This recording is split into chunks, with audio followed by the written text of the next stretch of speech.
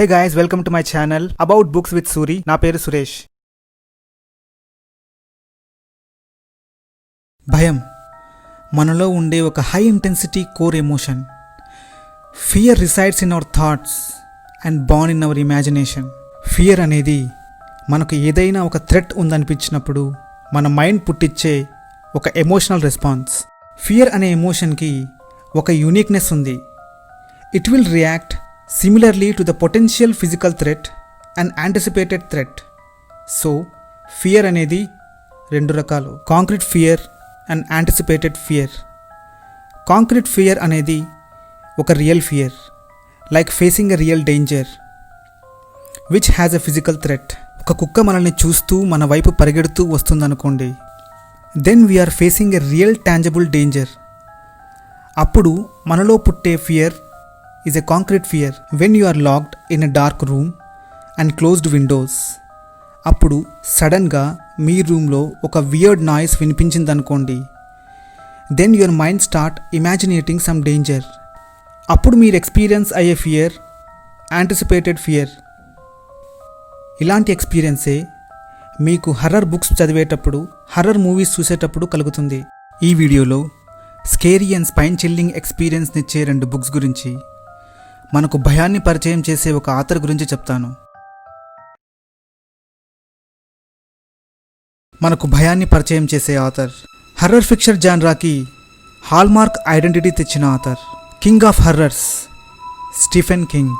Stephen King రైటింగ్స్లో ఒక thoughtful horror ఉంటుంది. You don't jump out of scare while reading his books. He stories are crafted in such a way that starting నుంచి ఎండింగ్ వరకు మనల్ని hook చేసి పెట్టే ఎడ్జ్ ఆఫ్ టెర్రర్ ఫీలింగ్ని క్రియేట్ చేస్తాయి. ఫియర్ అనేది ఒక subjective emotion. What scares you might not scare others. ప్రతి ఒక్కరికి వాళ్ళ ఓన్ ఐడియా ఆఫ్ ఫియర్ ఉంటుంది, కానీ అందరిలో ఫియర్ని ఇన్వోక్ చేసే ఎలిమెంట్స్ మాత్రం కామన్గా ఉంటాయి. Dark space, loneliness and closed walls అందరిలో కామన్గా ఫియర్ని ఎవోక్ చేసే ఫియర్ ఎలిమెంట్స్. ఈ ఎలిమెంట్స్ని స్టీఫెన్ కింగ్ తన రైటింగ్స్లో చాలా వైజ్గా వాడతాడు. Exploring dark side of humans, oddness in the characters, frightening and unpredictable incidents ఉండే రియలిస్టిక్ అండ్ కన్విన్సింగ్ స్టోరీ లైన్స్తో ఒక డార్క్ మూడ్ని సెట్ చేసి మనలో టెన్షన్, యాంగ్జైటీని ప్రొవోక్ చేసేలాగా స్టోరీని డిజైన్ చేస్తారు. స్టీఫెన్ కింగ్ రైటింగ్లో చాలా వరకు క్లైమాక్స్ అనేది రీడర్స్ ఇమాజినేషన్ని ఛాలెంజ్ చేసేలాగా ఉంటుంది. ఈ వీడియోలో స్టీఫెన్ కింగ్ రాసిన 2 కల్ట్ క్లాసిక్ హర్రర్ బుక్స్ గురించి చెప్తాను. ఈ వీడియోని ఎండింగ్ వరకు తప్పకుండా చూడండి టు ఛాలెంజ్ యువర్ ఫియర్.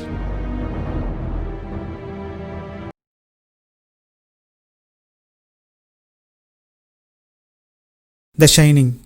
ఈ క్లాసిక్ సైకలాజికల్ హర్రర్ జనవరి 28, 1977లో పబ్లిష్ అయింది. సైకలాజికల్ హర్రర్ జానరా నచ్చేవారికి ఈ నావల్ ఒక ఫీస్ట్.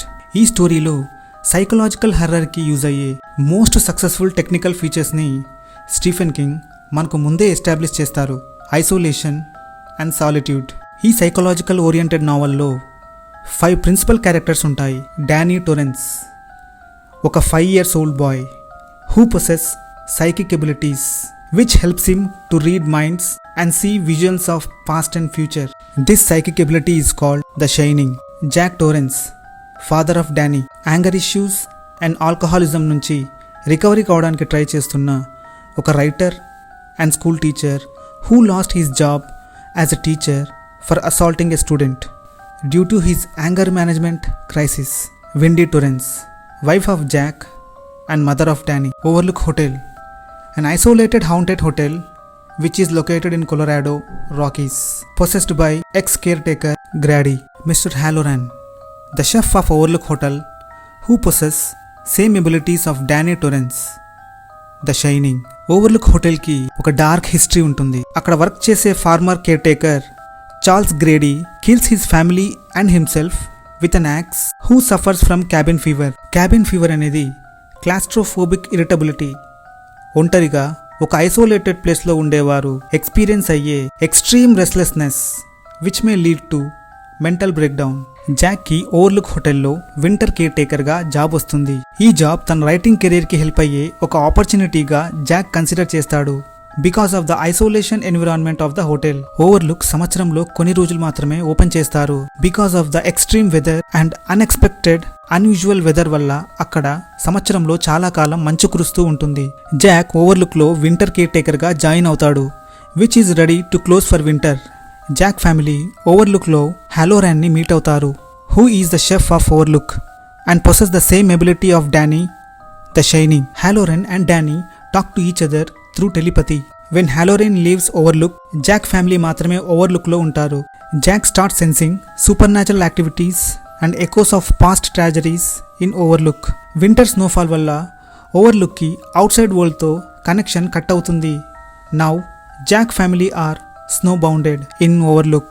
ఓవర్లుక్ లోని డిమోనిక్ ఫోర్సెస్ డానీని పొసెస్ చేయడానికి ట్రై చేసి ఫెయిల్ అవుతాయి because of his psychic ability the shining. కానీ జాక్ ని పొసెస్ చేయడంలో సక్సెస్ అవుతాయి.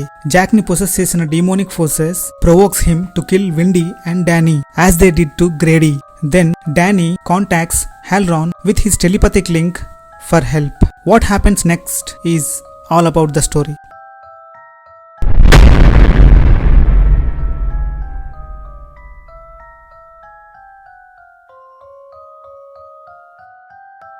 A war between evil and good undercurrentగా రన్ అయ్యే conflict. Isolation of Overlook hotel is a metaphor which represents a social disconnection.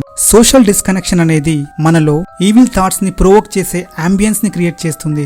Empty Overlook hotel symbolizes Jack's mind. Empty Overlook is possessed with demonic forces. Jack's mind is possessed with destructive emotion and destructive habit like inability to control his anger and compulsive drinking habit. ఇది ఒక slow pace psychological horror book. Don't miss it. Pet cemetery published on November 14, 1983. Horror fiction జాన్రాలో ఒక cult classic book. భయానికే beauty తెచ్చిన book. Recalling the dead, burial and resurrection are theme of the book. Clumsy and gloomy ఎన్విరాన్మెంట్లో set అయిన ఈ స్టోరీలో 6 principal characters ఉంటాయి. Louis Creed, a doctor from Chicago who moves to large house in a small town. Rachel, wife of Louis. Ailey and Cage, children of Rachel and Louis. Church, Ailey's cat. Judd, neighbor of Louis, an elderly man. Louis family Boston నుంచి Ludlow అనే small town లోని large house కి move అవుతారు, where they are invited with bad omens. Louis new house కి దగ్గరగా ఉండే forest లో Ellie ఒక మిస్టీరియస్ బరియల్ గ్రౌండ్ ని డిస్కవర్ చేస్తుంది. Jud, who is the neighbour of Louis new house, Louis ఫ్యామిలీకి క్లోజ్ అవుతాడు. జడ్ లూయిస్ ఫ్యామిలీకి ఏలీ డిస్కవర్ చేసిన పెట్ సిమెట్రీని చూపిస్తాడు, where the children of the town bury their pets. Judd also warns them about the highway very close to their house, which is frequently speeded by trucks. Louis ఒక traumatic and strange experience ని face చేస్తాడు. Victor, a student who is injured in an accident, చనిపోతూ don't go beyond the pet cemetery అని Louis కి warn చేస్తాడు. ఒక tragic accident లో Church is killed by speeding truck on the highway close to Louis' house. Louis hides this from Ailey and buries Church in the cemetery, which is beyond pet cemetery. In spite the warning of dying student Victor, dark forces in the burial ground Church ni possess chestayi, and Church returns home with unusually vibrant and demonic eyes, smells like grave. It has been resurrected. Ailey no more likes Church because of its violent behavior. Louis deep ga disturb avutadu and begins to wish that he hadn't buried Church beyond pet cemetery. 2 years old Cage is also killed by speeding truck. To overcome his grief, Louis consider bringing back his son to life and buries him in the cemetery beyond pet cemetery. ఆ సిమెట్రీని evil forces possess చేసి ఉంటాయి. That place is owned by evil forces. Whatever comes back from cemetery is not the real person but demonic power possessing the dead. Cage is back from dead. What happens next is all about the story.